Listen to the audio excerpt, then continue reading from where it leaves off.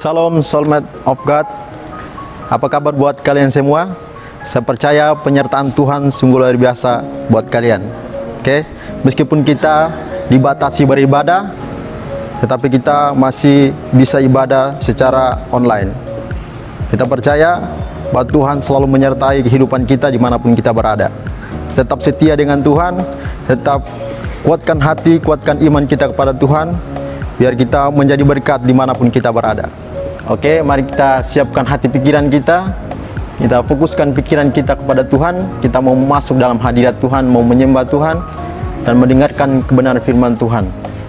Jangan lupa subscribe YouTube channel kami dan like, share, biar banyak orang-orang yang diberkati lewat video ini. Dan follow Instagram kami IDM GPP Sawahan dan Soulmate of God. Selamat beribadah, Tuhan Yesus memberkati. Shalom Soulmate of God, selamat sore. Puji nama Tuhan, sore hari ini kita dapat bertemu kembali dalam ibadah dewasa muda. Senang rasanya jika dalam pertemuan kita sore hari ini kita percaya Tuhan hadir di tengah-tengah kita. Amin.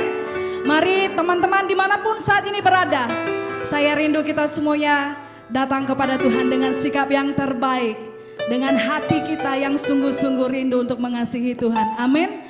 Mari kita mau bersatu di dalam doa. Segala puji, syukur, hormat dan kemuliaan kami bawa dan kami persembahkan di hadapan hadirat kudus-Mu Tuhan sore hari ini. Kami mau bersyukur buat kasih setiamu, kami mau bersyukur buat anugerah-Mu atas hidup kami. Sepanjang hari ini Tuhan sudah menyertai kami. Dan sore hari ini Tuhan, dengan anugerah-Mu kami boleh kembali bertemu di dalam ibadah dewasa muda ini. Biarlah kiranya Tuhan hadir di tengah-tengah kami, sekalipun kami terbatas oleh ruang dan waktu. Namun kami percaya bahwa Engkau adalah Allah yang maha kuasa, yang hadir di dalam setiap pribadi kami. Sore hari ini Tuhan, kami rindu untuk datang beribadah kepada Engkau. Dengan segenap hati kami mau memuji dan kami mau menyembah Engkau. Kuduskan dan sucikan setiap kami Tuhan. Ampuni kami di dalam segala dosa dan pelanggaran kami. Layakkan kami sehingga sore hari ini kami dengan sungguh-sungguh datang kepada Engkau. Kami serahkan seluruh rangkaian ibadah dewasa muda ini Tuhan, pimpin kami mulai dari awal, pertengahan hingga sampai akhirnya. Terima kasih Bapa Surgawi, dalam nama Tuhan Yesus Kristus kami buka ibadah kami ini. Haleluya. Amin.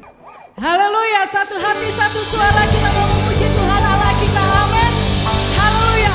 Ketika kita bertemu dengan Yesus, hidup kita tidak akan pernah sama lagi. Haleluya.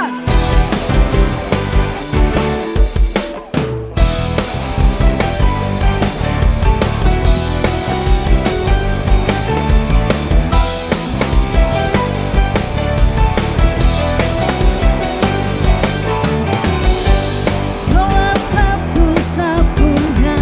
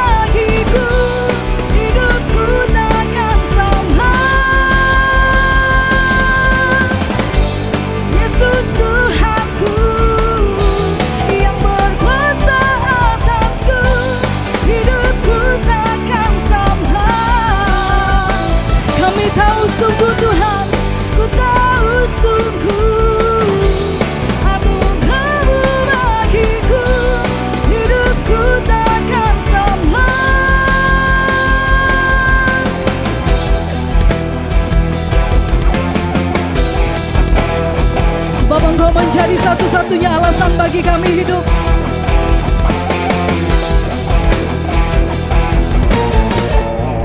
Kaulah alasan untuk ku hidup, hanya menyerang Kamu.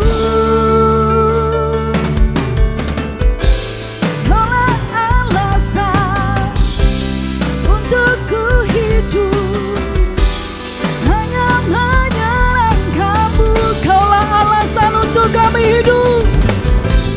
Kaulah alasan untuk ku hidup, hanya menyerang Kamu.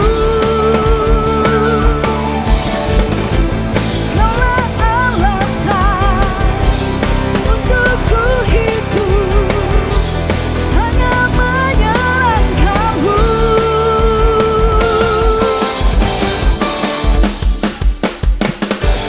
Yesus Tuhanku yang berkuasa atasku, hidupku takkan sama. Ku tahu sungguh anugerah-Mu bagiku, hidupku takkan sama. Sekali lagi katakan, Yesus Tuhanku, Yesus Tuhanku yang berkuasa atasku, hidupku takkan sama. Ku tahu sungguh anugerah-Mu bagiku, hidupku takkan sama.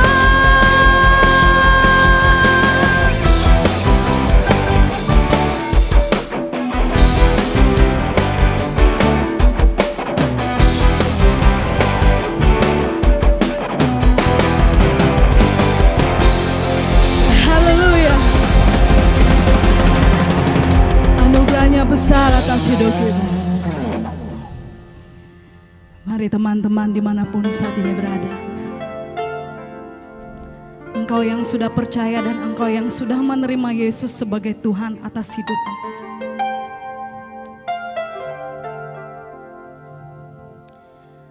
hiduplah serupa dan segambar dengan Sang Penciptamu. Biar kita selalu memberikan dan mempersembahkan hidup kita di hadapan mezbahnya Tuhan. Terima kasih Tuhan Yesus. Haleluya, haleluya.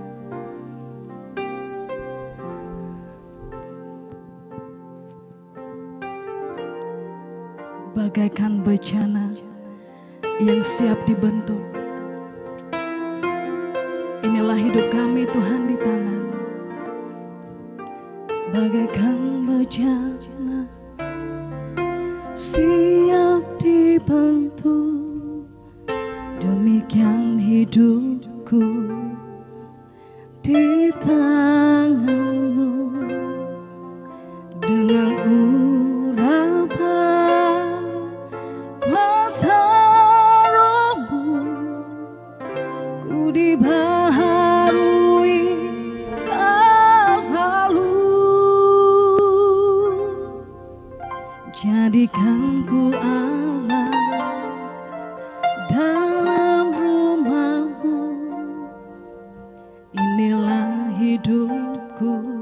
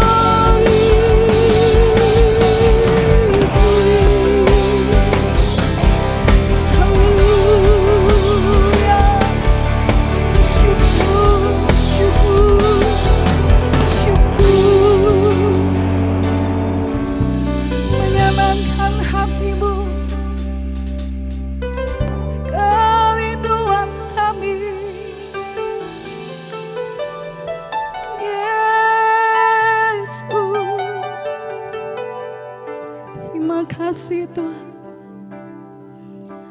Haleluya. Menyenangkanmu, senangkanku,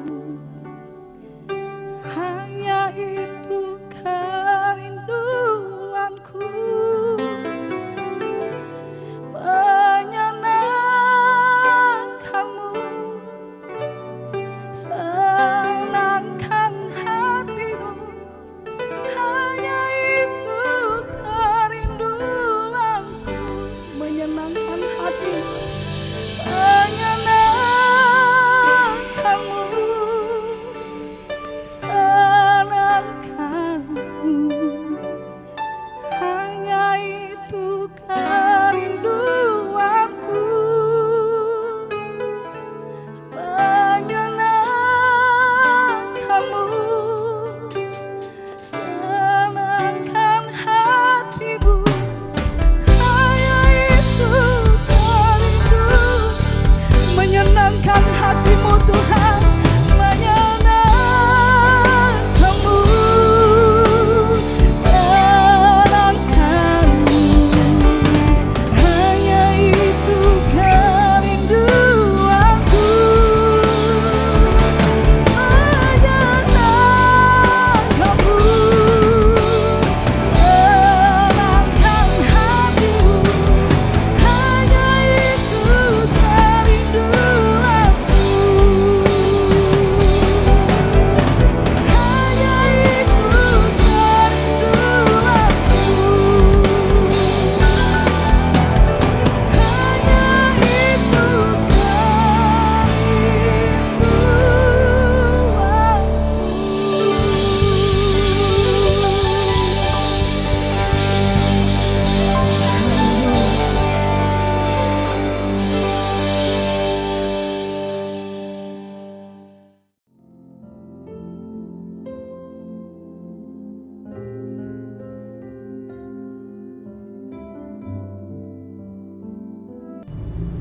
Shalom Soulmate of God, kita bisa bertemu kembali pada sore hari ini.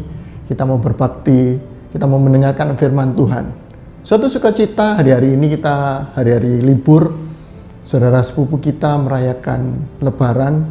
Ada satu yang menarik yang kita mau pelajari adalah saling memaafkan. Mereka hari-hari ini saling memaafkan. Kita sebagai anak Tuhan kita juga mau belajar tentang bagaimana kita memaafkan. Sebelumnya kita mau berdoa lebih dahulu. Terima kasih Tuhan, sore ini kami ingin belajar bagaimana kami akan mengerti akan kehendak-Mu Tuhan. Bagaimana kami akan memaafkan, bagaimana kami belajar menjadi anak-anak Tuhan yang sesuai dengan kehendak-Mu. Kami siap mendengarkan firman-Mu, bersabdalah pakai hamba-Mu Tuhan. Dimanapun kami yang mendengarkan dengan media apapun, Tuhan hadir, Tuhan sertai. Di dalam nama Tuhan Yesus Kristus, kami berdoa mengucap syukur. Haleluya. Amin. Kata memaafkan itu sama dengan mengampuni atau forgive. Ya, indahnya pengampunan. Ketika Yusuf bertemu terakhir kali dengan Yakub sebelum Yakub meninggal, ada pesan-pesan yang disampaikan. Dan pada waktu Yusuf mengantar Yakub untuk ke tempat beristirahat terakhir, ada kekhawatiran dari saudara-saudaranya. Mereka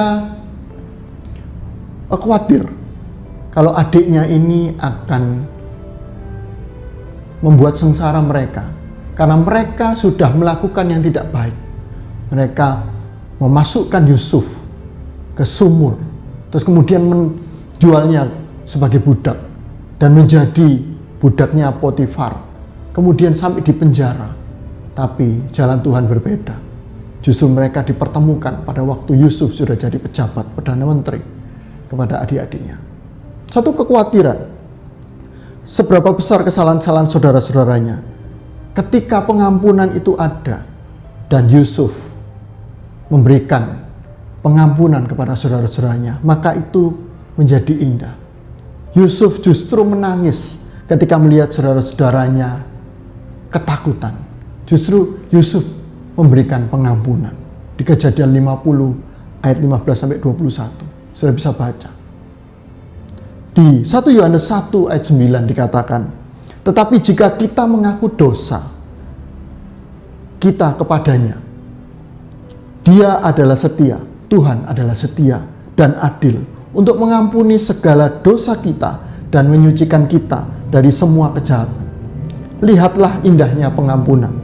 Mengampuni dapat menjangkau kembali kesalahan-kesalahan terdalam sejak bertahun-tahun yang lalu. Bahkan melepaskan orang-orang dari beban yang mereka bawa sejak kecil. Seperti cerita Yusuf dan saudara-saudaranya. Beban itu dibawa dari muda. Tapi ketika mereka melepaskan pengampunan, ada keindahan. Indahnya pengampunan. Kemudian, jadikan pengampunan itu gaya hidup. Pengampunan jadikan gaya hidup. Berjalan di dalam pengampunan berarti kita cepat untuk mengakui dosa kita terhadap orang lain dan mencari pengampunan dari mereka sesegera mungkin. Tetapi itu juga berarti kita harus siap dan bersedia mengampuni orang-orang yang berdosa terhadap kita. Jadi cepat mengakui, tapi juga siap bersedia mengampuni. Nah, pengampunan seperti itu dimungkinkan ketika kita mempertimbangkan sebagaimana Bapa telah mengampuni kita di dalam Kristus. Efesus 4 ayat 32. Penghinaan dan luka yang kita terima dari orang lain adalah kecil dibandingkan dengan derita Kristus. Derita Kristus karena dosa-dosa kita terhadap Tuhan. Jadikan pengampunan itu gaya hidup. Gaya hidup mengampuni adalah mengabaikan pelanggaran kecil dan seringkali hal-hal sepele yang menghampiri kita. Alkitab berkata bahwa rubah-rubah yang kecil yang merusak kebun-kebun anggur. Kidung Agung 2 ayat 15. Jangan hal-hal sepele, pelanggaran-pelanggaran kecil seperti rubah-rubah kecil yang merusak kebun-kebun anggur diri kita. Apa yang kita bangun, maka kita harus bisa mengampuni. Nah, kita ini hidup di dalam masyarakat yang cepat menyalahkan, cepat marah atau merasa tertekan, dan cepat melepaskan hal-hal yang mengganggu kita. Itu merupakan kebalikan dari cara yang Tuhan inginkan dalam hidup kita.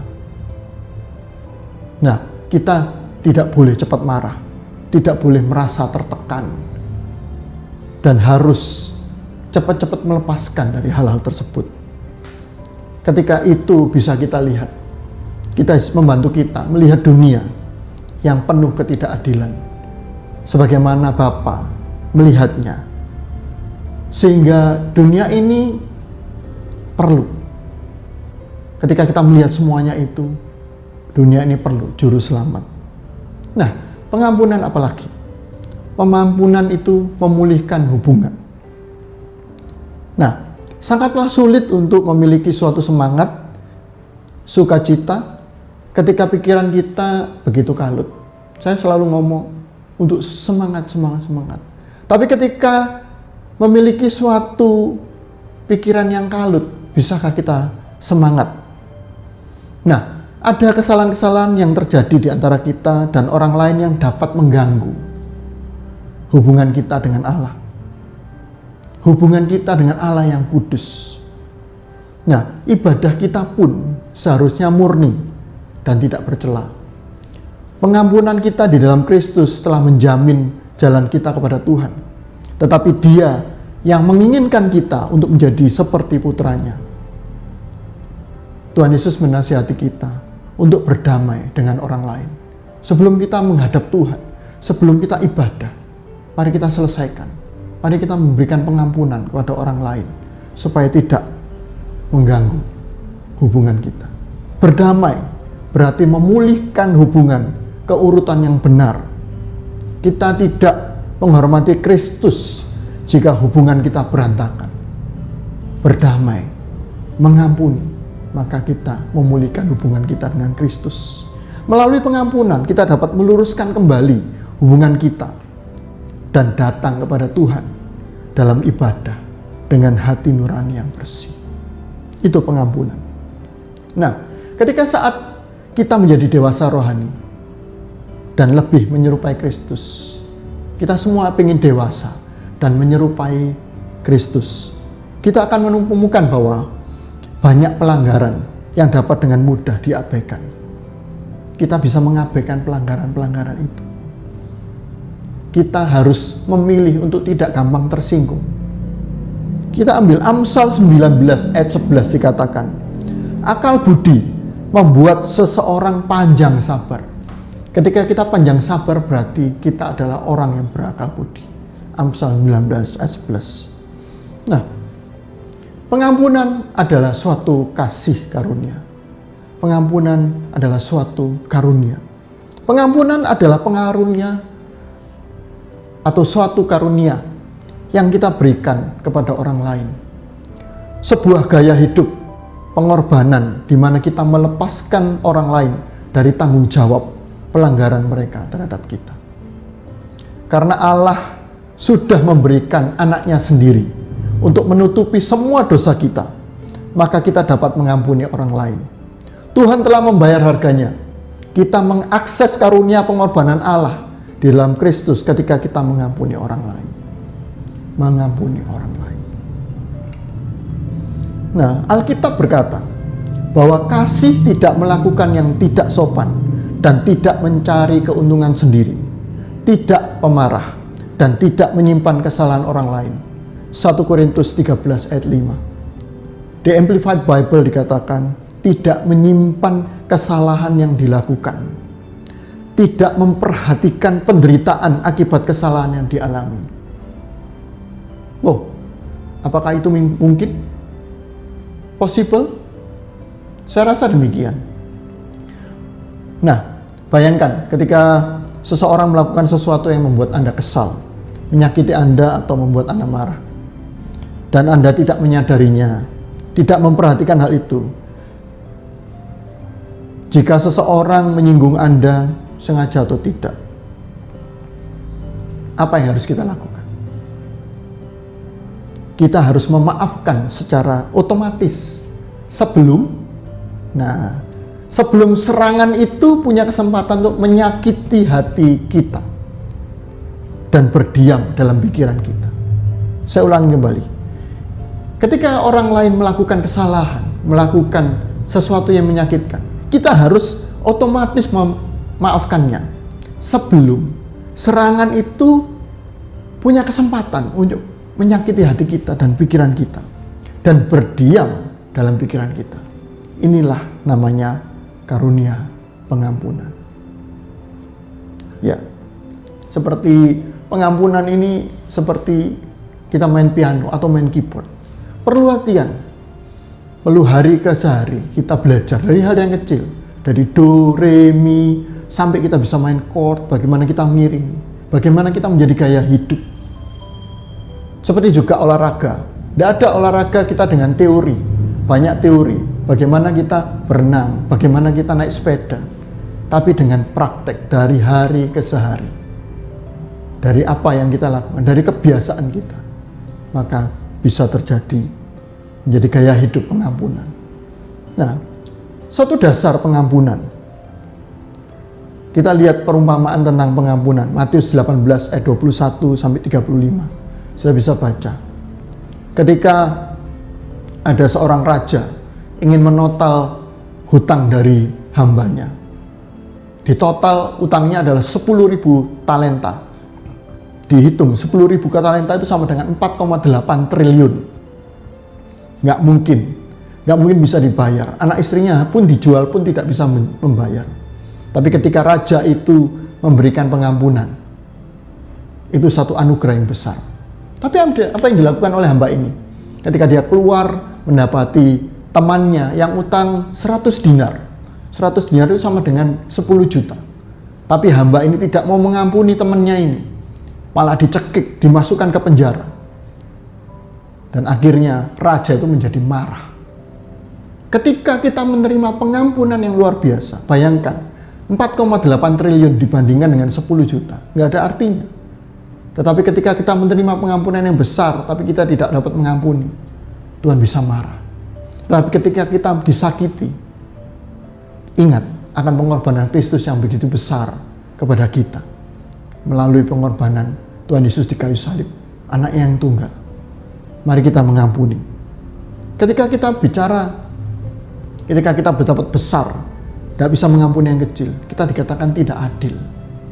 Maka ketika Tuhan ingin kita menjadi adil, kita bisa mengampuni kesalahan-kesalahan orang lain. Nah, Dia menciptakan setiap dari kita dan ingin agar kita melihat satu sama lain sebagai sesuatu yang berharga. Bahkan menempatkan kebutuhan orang lain di atas kebutuhan kita sendiri. Filipi 2 ayat 1-4. Dia telah dengan jelas menetapkan standar pengampunan yang tinggi, karunia keselamatan kita sendiri. Nah, kita bisa hidup dalam pengampunan dan menjaga agar pipa berkat kita tetap mengalir sepanjang waktu. Ketika kita bisa mengampuni, terjadi aliran-aliran berkat kayak pipa itu. Kebetulan saya di bangunan. Jadi kalau Dia bisa mengalirkan, kita menjadi pipanya Tuhan. Kita diberkati untuk memberkati. Kita diampuni untuk mengampuni. Nah, saya percaya bahwa Tuhan ingin kita hidup secara demikian. Dan Dia, Tuhan, pasti memampukan kita melakukannya. Mari kita menjadi manusia baru. Dikatakan saya ambil dari Kolose 3 ayat 12-14. Karena itu sebagai orang-orang pilihan Allah yang dikuduskan dan dikasihinya, kenakanlah belas kasihan, kemurahan, kerendahan hati, kelemah lembutan, dan kesabaran. Sabarlah kamu terhadap seorang terhadap yang lain, dan ampunilah seorang akan yang lain, apabila yang seorang menaruh dendam terhadap yang lain. Sama seperti Tuhan telah mengampuni kamu perbuatlah jugalah demikian. Dan di atas semuanya itu, kenakanlah kasih sebagai pengikat yang mempersatukan dan menyempurnakan. Untuk bisa mengampuni, kita perlu belas kasihan. Tender heart mercy, New Living Translation, atau compassion. Ada belas kasihan, ada kemurahan. Kemurahan itu sama dengan kebaikan hati, sifat kasih dan sayang, kedermawaan. KBBI mengatakan hal itu. Kemurahan hati berarti memberikan sesuatu lebih dari yang kamu bisa. Dan kebanggaan adalah mengambil lebih sedikit dari yang kamu perlu. Memberikan sesuatu lebih dari yang kamu bisa. Dan kebanggaannya adalah mengambil sedikit dari yang kamu perlu. Dikatakan oleh Khalil Gibran, seorang Libanon Amerika. Arti yang bagus. Perlu kerendahan hati. Di KBBI dikatakan, menjelaskan definisi adalah rendah hati, yaitu tidak sombong, tidak angkuh. Nah, istilah bahasa Inggrisnya humility berasal dari kata Latin, yaitu humilitas. Nah, bagaimana humi itu membumi, bagaimana kita bisa down to earth. Nah, Buya Hamka menyebutkan bahwa sifat rendah hati adalah istilah lain, yaitu tahu diri, melihat, ngoco, itu ya istilahnya, rendah hati. Juga perlu kelembutan, kelemah lembutan. Lemah lembut berasal dari kata Yunani praus, yang artinya kelembutan, kerendahan hati, perhatian, tidak kasar. Dengan kata lain, kelemah lembutan dipahami sebagai sesuatu yang dapat mendatangkan ketenangan, kesejukan, sehingga dapat bermanfaat bagi lingkungan. Ketika kita lemah lembut, maka di sekitar kita akan merasakan ketenangan. Itu dasar dari pengampunan. Ya. Kemudian kesabaran. Kesabaran itu ketenangan hati dalam menghadapi cobaan. Sifat tenang. Kalau orang dunia mengatakan kesabaran pun akan kehilangan kesabaran apabila diperlakukan tidak adil atau melampaui batas. Itu yang dikatakan oleh Kamus Besar Bahasa Indonesia. Tapi apa yang dimaui Tuhan? Amsal 19 ayat 11 dikatakan, akal budi membuat seseorang panjang sabar, dan orang itu dipuji karena memaafkan pelanggaran. Kolose 3 ayat 13, sabarlah kamu terhadap yang lain. Bersabarlah kamu seorang terhadap yang lain, dan ampunilah seorang akan yang lain apabila yang seorang menaruh dendam terhadap yang lain. Sama seperti Tuhan telah mengampuni kamu, kamu perbuat jugalah demikian. Mengampuni, sama seperti Tuhan telah mengampuni kamu. Sebagaimana kita sudah mengampuni, apa follow up-nya? What next? Ayat berikutnya adalah, kenakanlah kasih sebagai pengikat yang mempersatukan dan menyempurnakan. Mari di hari-hari ini kita bisa memaafkan, mengampuni. Mari kita jadikan memaafkan menjadi gaya hidup. Jadikan kita saksi Tuhan di sepanjang hidup kita. Mari kita memaafkan. Tuhan Yesus memberkati. Mari kita berdoa. Terima kasih Tuhan, sore hari ini kita belajar untuk bisa memaafkan. Ajar kami bisa memaafkan, mengampuni, seperti Tuhan sudah mengampuni dosa-dosa kami. Begitu besar kasih-Mu pada kami Tuhan, kami juga bisa mengampuni, melihat akan kebesaran kasih-Mu Tuhan. Kami bisa mengampuni orang sekeliling kami, saudara kami, orang tua kami. Oh Tuhan, ampuni kami Tuhan. Kalau hari-hari kami sering mangkel, kami sering jengkel Tuhan, berikan kami hati mengampuni. Terima kasih Tuhan. Hamba-Mu selesai berbicaralah terus melalui hati, melalui roh-Mu Tuhan, untuk jemaat-Mu dimanapun kami berada. Terima kasih Tuhan. Di dalam nama Tuhan Yesus Kristus, kami berdoa mengucap syukur. Yang percaya katakan, amin. Tuhan Yesus memberkati.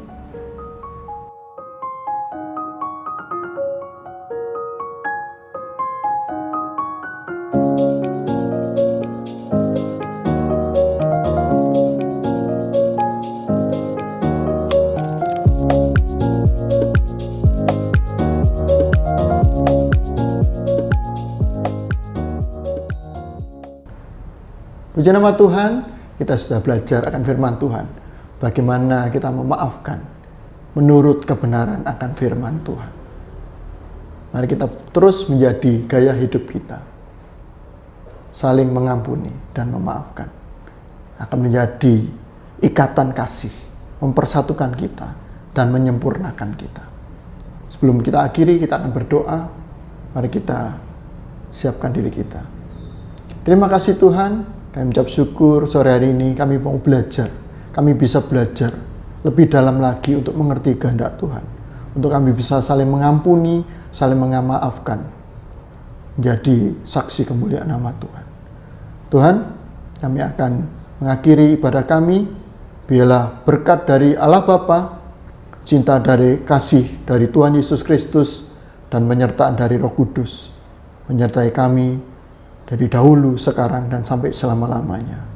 Saudara-saudara yang percaya, katakan amin. Tuhan Yesus memberkati. Sampai ketemu di ibadah IDM berikutnya. Bukti karya